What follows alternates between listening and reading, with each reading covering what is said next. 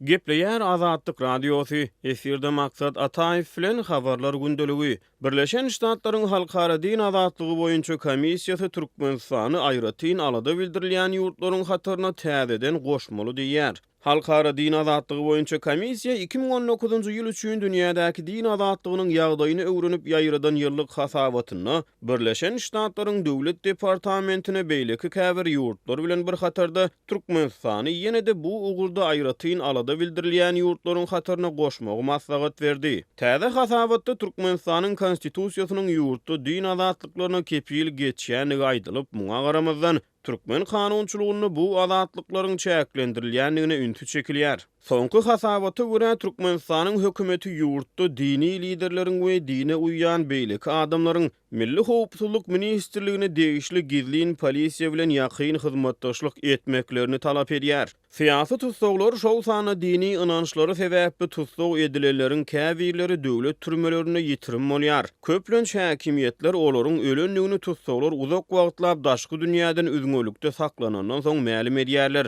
Ýitirim bolanlaryň köpüsiniň Garagum çölündäki owudan depe resmi ady bilen anata bölmek iki türmesine saklanýanlygyny ynanylýar diýip hasabatda bellenilýär. 2016-njy ýylda Türkmenistanyň resmiýetleri häzirki wagtda Birleşen Ştatlarda ýaşaýan Türk İslam din ruhanysy Fethullah Gülen'iň hereketi bilen ilteşikli.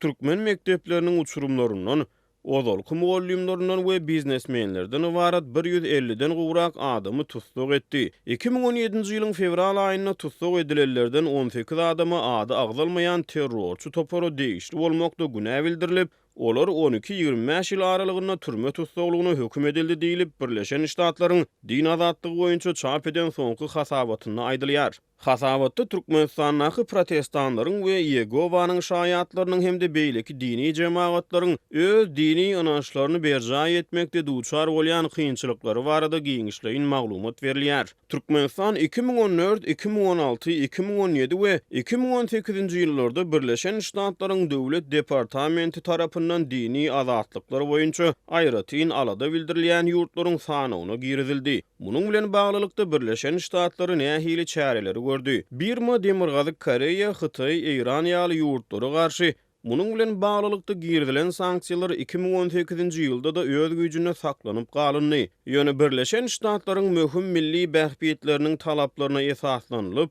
Türkmenistan, Täjikistan, Pakistan we Saudy Arabistanyna egilşik edildi. Adatlyň Telegram sosial ulgamyna sahypasyna ýazylaň. Bizi gözlew bölümine Adatlyk Radiosu ýazyp tap bilersiňiz. Biz bilen Telegram arkaly goşmak belgisi 420 724 168 983 we goşmak belgisi 420 773 797 383 telefon belgileri bilen habarlaşyň.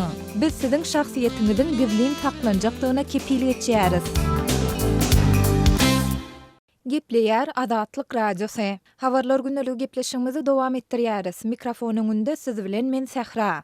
Türkmenistanyň harby wekillikleriniň goşun gullugyna alynmaly ýaşlaryň garşysyna çärelerini güýçlendirip, olaryň 27 ýaşyna şagyndaky oglanlary awlaýandygy barada Adatlyk Radiosynyň ýurt içindäki habarçylary habar berýär. Indi ýaşlar kanikulda Türkmenistana dolanan mahalynda olar aeroporta gelen destine harby gulluga alynjakdygy aýdylýar. Häzirki wagt enatalaryň tas ählisi diýen ýaly çağalaryna okuw doly tamamlanýança ýurda dolanmalygy tawşyrýarlar diýip Adatlygyň Aşgabatda habarçylarynyň biri 30 aprelde gürrüň berdi. Onuň sözlerine görä häzirki wagt 27 ýaşy çenli bolan oglanlaryň ählisini harby gulluga alyp gidýärler. Ýöne bu ýaş çäklendirmesiniň 35 ýaşy çenli ýokarlandyryljakdygy barada gep gürrüňler hem bar. Türkmenistanyň kanunçylygyna laýyklykda iki çagasy bolan oglanlar harby gulluga alynmaýar. Ýöne bu ýagdaýyň hem üýtgejektigi, ýagny iki çagasy bolan oglanlaryň hem harby gulluga alynjakdygy barada hem ilat arasynda gürrüňler bar diýip habarçy aýtdy. Adatlyk Radiosuna bu maglumatlary Türkmenistanyň Goranmak Ministrligine tasdiklatmak ýa-da inkar etdirmek häzirlikçe başartmady.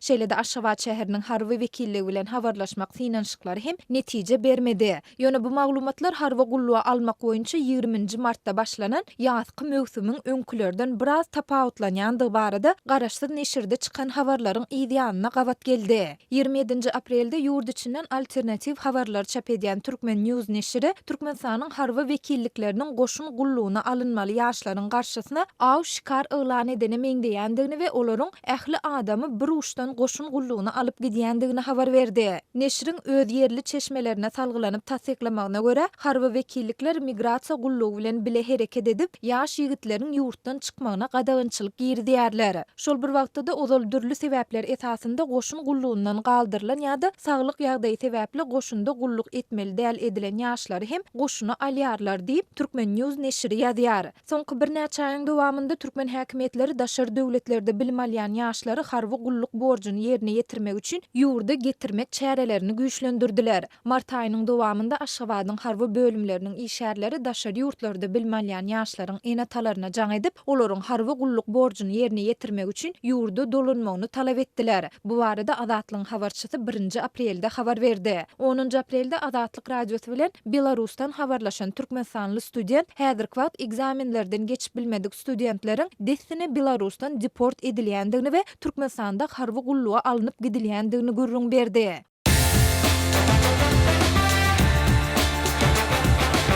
Дорогие радиослушатели, информация «Радио Азатлык» теперь доступна и на русском языке. Наш сайт на русском rus.azatxabar.com.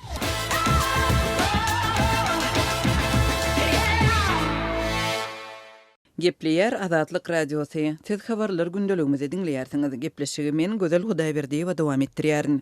Türkmenistanda guruluşyk materiallarynyň bahasy ýokurlandym. Azatlyk radiosynyň habarçylarynyň sözlerine görä narklaryň ýokurlanmagy ilkinji nowatda sementi degişli boldy. Bu önümiň bahasy 2 seçemeti galypdyr. Şuňlar Türkmenistanyň Mary vilayatynda sementiň 50 kilogramlyk haltasynyň bahasy 50 manada ýetipdir. Daşugda ol 40 we 55 manada aralygynda satylýar. Munun sementiň bahasy 15 we 18 manat aralygyndadyr. Türkmenistanda guruluşyk materiallarynyň bahasynyň ýokurlanmagy ýurtda bir aýdan gowrak wagtlap dowam eden ýagynlaryň bir näçe regionyň infrastrukturasyna ziýan ýetirmeginiň ýa-da gabat geldi. Mart aýynyň 2-nji ýarymyndan bäri ýygyderli ýagyn şäherleri, owulary we ekin meýdanlaryny suw almagyna ýetiripdi. Gara ýollaryň ençemesini ýumurdy we demir ýollary zeper ýetirip gatnawy kynlaşdyrdy. Güýçli ýagynlary başdan geçiren Aşgabatyň ýaşaýjylary hem 2 hepde golay wagtlap onuň netijeleri bilen ýüz bolmagynda galýarlar.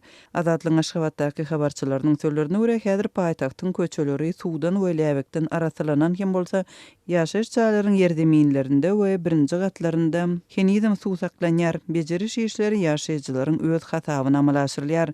Guruluşyk Türkmenistanda ileri tutulýan puda hasaplanylýar. Türkmen hökümeti ýurtda guruluşyk serişleriniň önümçiligini şol sanda sementiň önümçiligini arttırmak planlaryny ençemegedek ma'lum edipdi. Ýurdun sement öndürüji 4 sany karhanasy bar. Kelatada, Baharlyda, Balkanda we Lebapda ýerleşen zawodlaryň her biri ýylda 1 million tonna çenli sement öndürmäge ukyply. Resmi mediýanyň maglumatlaryna görä Lebapdaky sement zawody 2018-nji ýylda agdalan kuwaty laýyk 1 million tonna sement öndüripdir we 250 000 tonna sement Owganistana we Özbekistana eksport edipdir. Mundan başga-da geçen ýyl Türkmenistanyň hökümeti vilayatlarda ýylda 300 000 tonna sement öndürmäge ukyply kiçik hususy karhanalary gurmak planlaryny eglan edipdi. Şol planlar prezidentiň importyň ornuny tutýan yerli önümçiligi artdyrmak barada noýabrda nowatdaky tapşyrygynyň ideýanyna gabat gelipdi. Türkmenistan'dan Azatlyk radiosynyň azathabar.com web saytyna Sayfon 3 proxy ulgama arkaly howpsuz ýagdaýda girip bilersiňiz. Sayfon 3 dowamly özgörýär. Şonuň üçin ony her 2 hepdeden täzelep durmagy unutmaň.